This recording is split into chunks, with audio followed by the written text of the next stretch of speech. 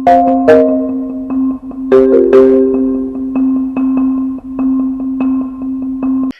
was the 25th of March in 2020.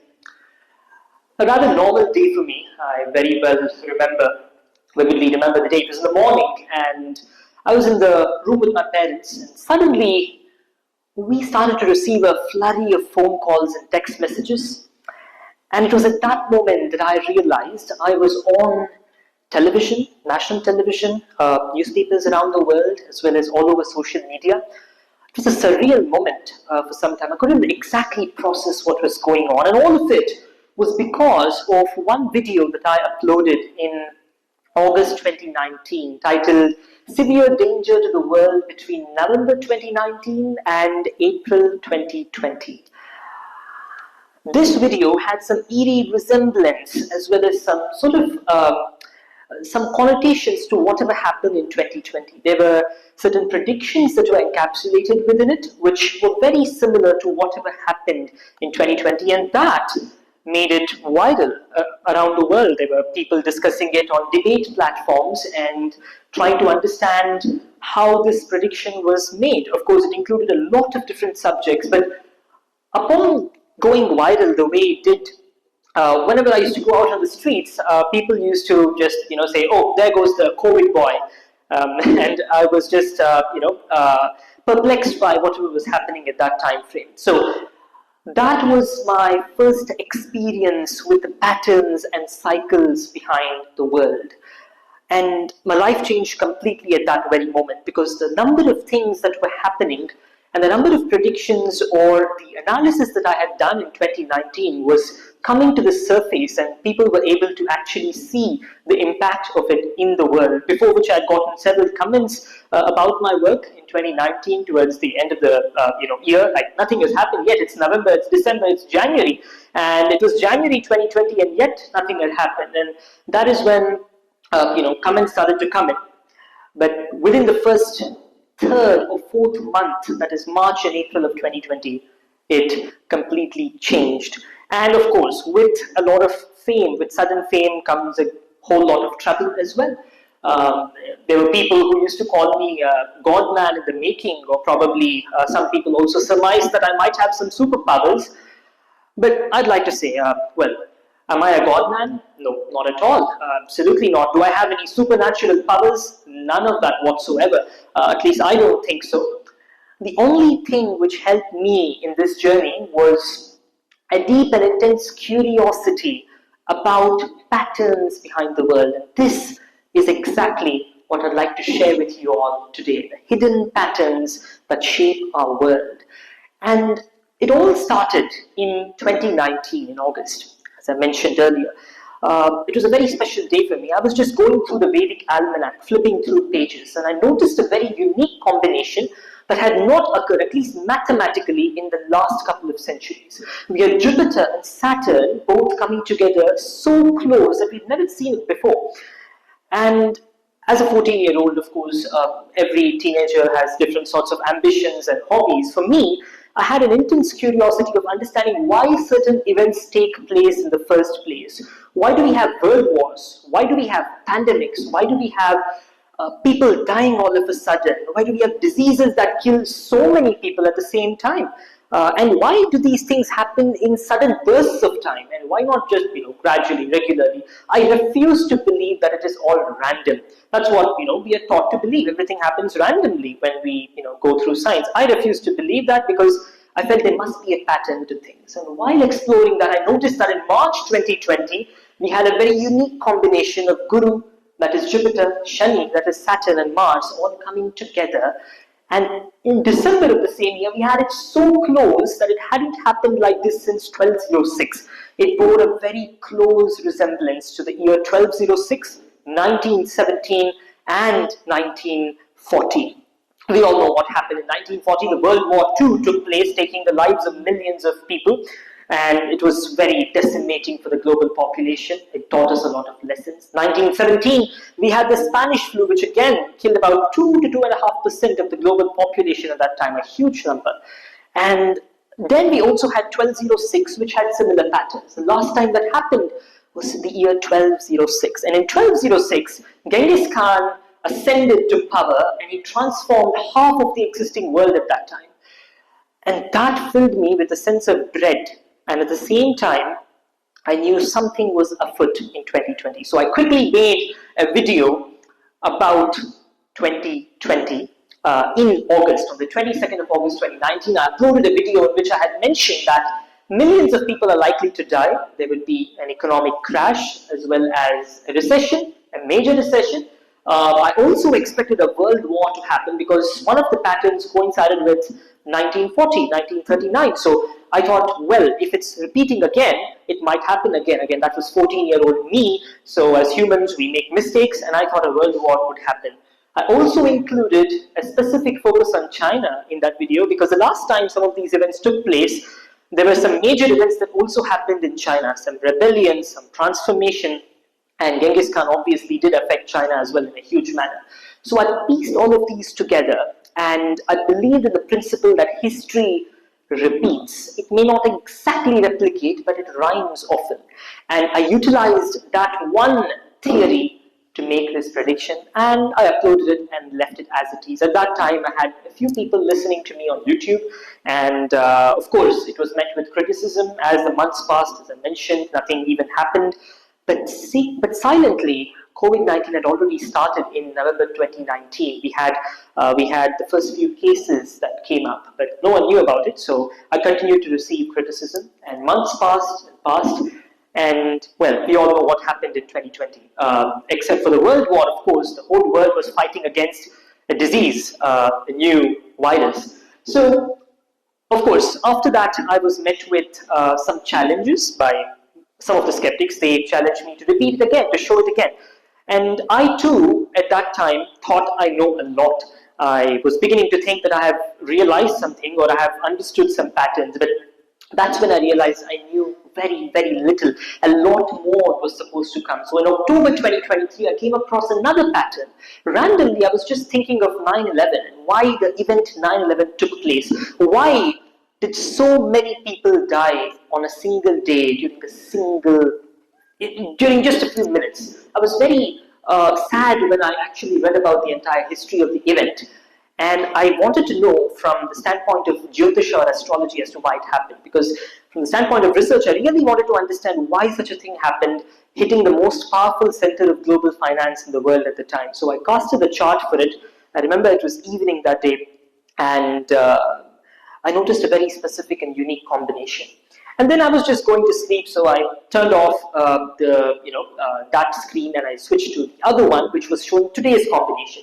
It was the 4th of October 2023, and the same combination as 9/11 was repeating in 2023. I was taken aback immediately. I said I have to make a video about this within the next few hours. So I made a video and posted it saying that there's going to be a huge rise in terrorism in 2023 October. I expected it to happen towards the end of October. And again, I was slightly off. It happened within 3 days of me posting the video. The biggest attack on Israel since its founding took place within 3 days of posting that video. And before it became very popular, over 160,000 people actually saw it just before the attack. That was my second experience with these amazing patterns, and that shook me as well. And I went on to also go deeper into these patterns, and I realized it's just not me who has noticed some of these things. For example, there's a very famous Dutch researcher who ended up predicting the Turkey-Syria earthquake by giving the exact location. If you do check it yourselves, you will find that the earthquake happened right there. He posted this on the 3rd of February, and the real earthquake, the actual one, happened on the 6th. He said there could be a 7.5 magnitude earthquake. It was 7.8. And that also gave me the confidence to try and analyze earthquakes next, because what has fascinated me is always these huge events, these seismic events that transform the world. I really wanted to know why they happen and if we can predict them. I'm still in the process of understanding them, and I understand this is a never-ending process, but I think it still needs to be given some attention, and I'll get to that. So in 2025 March, I had a recurring and intrusive thought saying that there's going to be a major earthquake that's going to occur sometime in the last weeks of March. So I made a video on the 1st of March 2025 saying there's going to be an earthquake in one of the three zones, either Western South America or Western North America, and the third location was the Himalayan belt. And I mentioned three zones, and you're all free to go and watch this video. It has a timestamp of the 1st of March.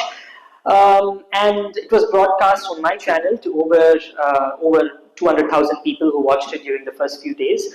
And after that, of course, the earthquake took place towards the end of the month, and I was again taken aback. And this was my third experience with these patterns. And going forward, I somehow feel that if we closely study these patterns, we can understand, at least get a small glimpse of what is going to happen to our earth, to the future of humanity and everything else. So the main lessons that I learned here personally, the number one lesson was to be intensely curious, to not be restrained by our own frames of thought. Just think of us as ants crawling on a huge and beautiful, vast painting, right? You cannot appreciate the entire painting while walking on it, since your field of view is limited. You have to step out of it and watch it from afar to understand it and to appreciate it. That's how we humans are. We are living in our world, we're surrounded by millions of influences. If you look at that, that is the earth. It's just a tiny speck in the magnificent and grand scheme of things that is the universe. And yet, we presume that we know everything about it. And sometimes, we are disproven because some of the things that happen in our world are so spectacular and so perplexing. And if I, with such a limited intelligence, was able to identify some of these patterns, I am very sure that a lot of people in our audience today and who are listening to this on different platforms, brilliant people, will be able to do a much better job than me in trying to forecast these things. All we need is a collective intellectual force of humanity to come together. So it is my humble exhortation to the scientific community to study some things that we do not completely understand yet, some things that are beyond our current comprehension. And they might be, I do not claim that astrology is a science, nor am I a scientist, but there might be some ideas that we should not completely reject just because it comes from the past. We should not callously disregard the words of the realized sages. They might have meant something when they wrote more than 100,000 verses and gave it to us. They might have meant something there. They had a purpose in giving that to us. So we must try to realize that. And I think with all the tools and advancements we have today, we can do an amazing job at that. So, of course, since I'm an astrological researcher, I'm sure some of you here might want to hear my thoughts about the future. So, I'd like to share some of these with you. And the main reason I showed you these predictions was to illustrate the patterns. And now I'll be giving a few insights about the future, which I think are going to play out very soon. First of all, why is 2020 so important? 2020 is a transformational year. We all know that. If you just think about it, how was life before 2020? How is it after 2020? How is the economy before 2020? And how is it after 2020? How's innovation across the world has literally risen manifold actually. And there have been so many events that have taken place. Geopolitics is transforming. But what I see, in the next 20 years, we would see borders rapidly change, laws would transform, economies of scale would be created, new fields of research would be innovated and discovered, and something we have never seen before is going to happen, especially in the field of geopolitics. And I'm very, very confident about that. And most importantly, 2027 and 2029 are very, very powerful years, especially 2029. We're going to see a very unique pattern coming up around December of the year, which is going to lead us into the next decade, 2030, 31, and 32. And I can say that this time frame will result in some huge changes, specifically for China as well as the US. And if I have to be more specific, of course, I'm going to be going deeper into this and sharing it with you all very soon. But something so transformational geopolitically is going to occur that we ourselves are going to be bamboozled by it. And apart from 2029, the most important thing that I'd like to share with you all today, since our audience here at least is would be interested in this, and that is, this is the dawn of Bharata's golden age. And this time it's unstoppable. It's going to be so amazing, because the last time we saw some combination like this, it was the 4th century AD, and that was one of the best times we've ever seen, the golden age of Bharata. And last time we saw that was about 400 years before Christ. That was again a very powerful period for Bharata. And we are going to be seeing that once more.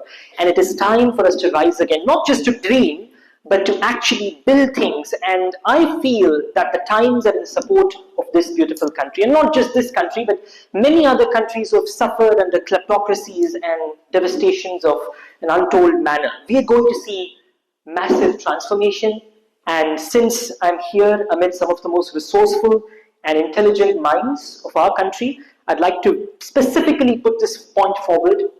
This is an amazing period, and please utilize it to the best extent possible, and we can rebuild a more beautiful, bigger, and amazing Bharata in every single respect for every one of our citizens. And Jai Shri Krishna. Thank you all for listening to me.